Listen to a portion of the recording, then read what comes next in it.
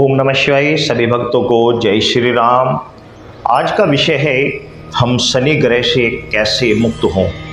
साढ़े सती हो या शनि हमारी कुंडली में एक ऐसे योग बना रहा हो जो हमें उन्नति के मार्ग पे बढ़ने में अवरुद्ध हो रहा हो, या शनि की महादशा चल रही हो, या हमारी कुंडली में शनि पीड़ित है, तो ये सब चीज़ें शनि से बचाव के उपाय प्लस कि शनि रुष्ट क्यों होता है, कैसे इसको प्रसन्न किया जाता है, जन्म के साथ किस तरह शनि का हमारे जीवन में उसका जो जीवन में जो कह देते हैं कि जीवन में आगमन होता है वह किस प्रकार होता है, ये सभी बातें मैं इस वीडियो में आपको बताऊंगा।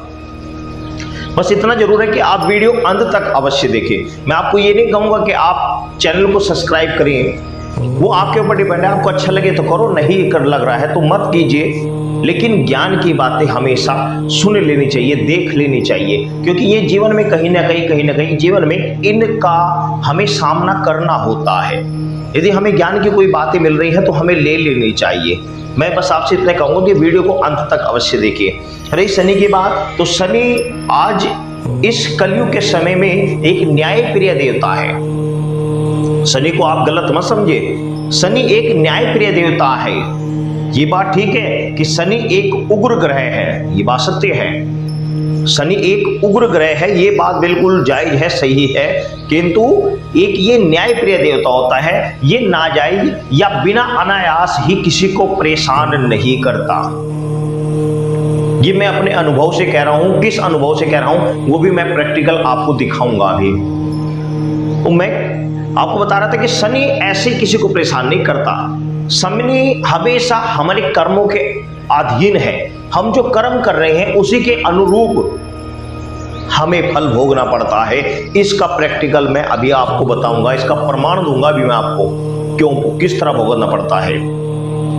तो हमारी जो कर्म है, आज हम जो कर्म कर रहे हैं, इसी कर्मों के अनुरूप शनि हमें दंड देता है। सही मायने में देखा जाए तो कलयुग में शनि एक न्यायाधीश है, वह दंड की व्यवस्था करता है।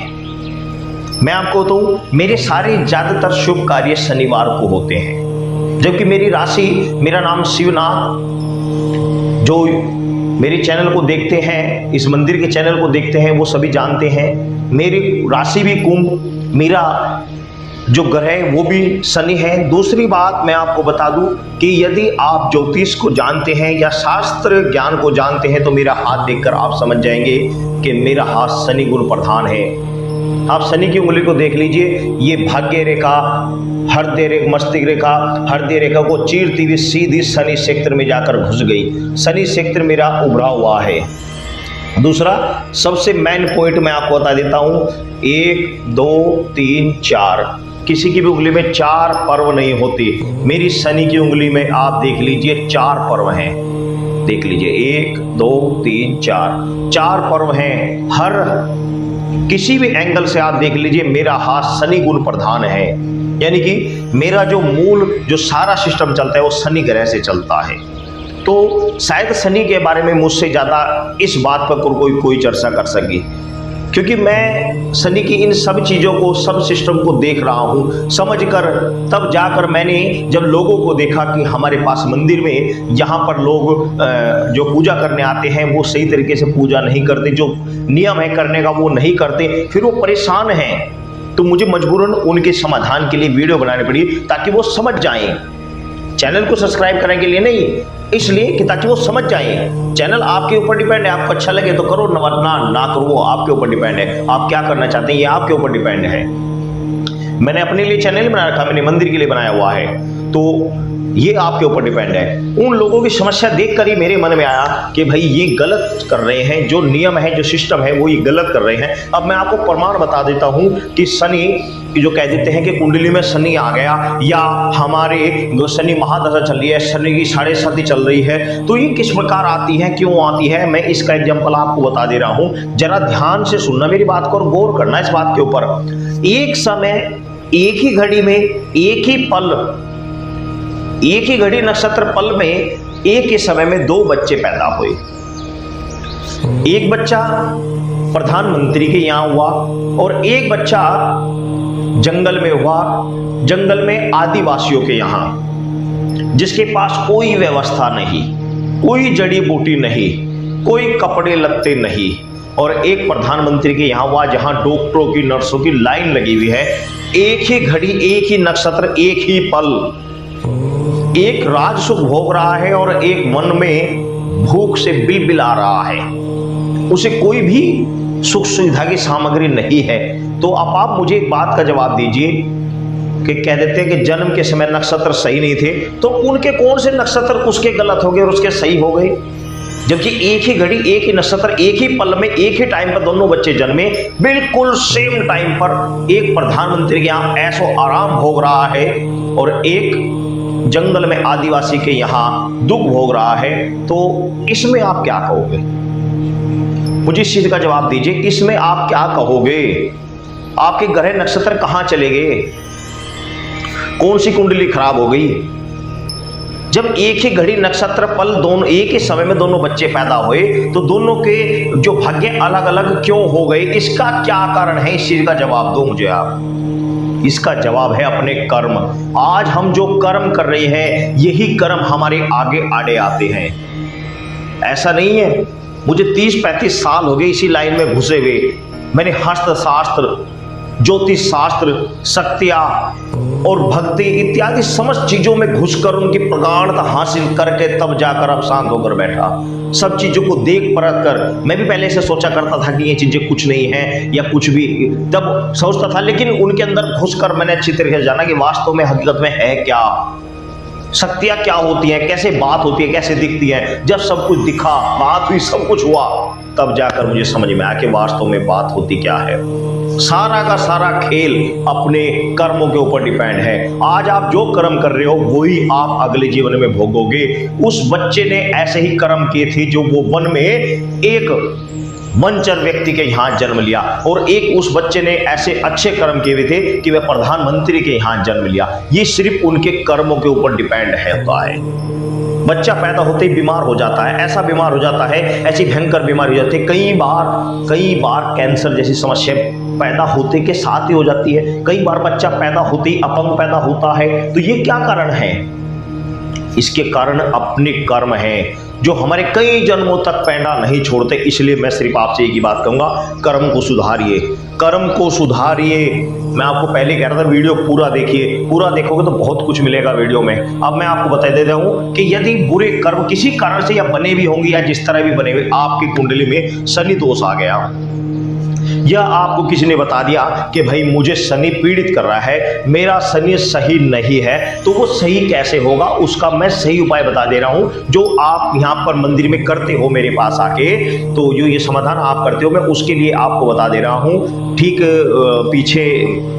ठीक बिल्कुल पीछे आपके शनि का स्थान है, सामने ये, और इधर हनुमान जी का सामने शनिदेव का स्थान है। तो अब यहाँ क्या त्रुटि क्या करते हो मैं बता दे रहा हूं। और या आप भी शनि ग्रह से यदि आपके पीड़ित है, या शनि आप पर रुष्ट है, क्रोधित है, तो उसको शांत कैसे करेंगे, उसे ठीक कैसे करेंगे, ये मैं आपको बता दे रहा हूं। सर्वप्रथम आपको एक बात ध्यान रख लेना है कि मैं आपके इस विषय में भी एक बात बता देता हूं। एक समय जब श्री महावीर हनुमान जी, अंजनी कुमार महाबलशाली महावीर हनुमान जी जब लंका में कूच करने श्री सीता माता की खोज करने गए, और जब सीता माता की खोज कर रहे थे, चारों ओर लंका को खोजा, गली कूचे नगर महल सब देख डाले, सीता माता का कहीं कोई पता नहीं चला। तो उन्हें महल के एक कोने में अचानक ही उन्हें शनि देव दिखाई दिए, जो कि बंदी थे वहां पर। रावण ने उन्हें बंदी बना रखा था, समस्त ग्रह को बना रखा था, शनि को भी बना रखा था। तो जिस समय शनि देव को वहां देखा, तो शनि देव को श्री हनुमान जी ने मुक्त कराया। और जब श्री हनुमान जी ने शनिदेव को मुक्त कराया, तो शनिदेव ने टेढ़ी नजर से लंका की ओर देखा, और हनुमान जी के प्रताप से लंका भस्माभूत हुई थी। ये सभी को पता है।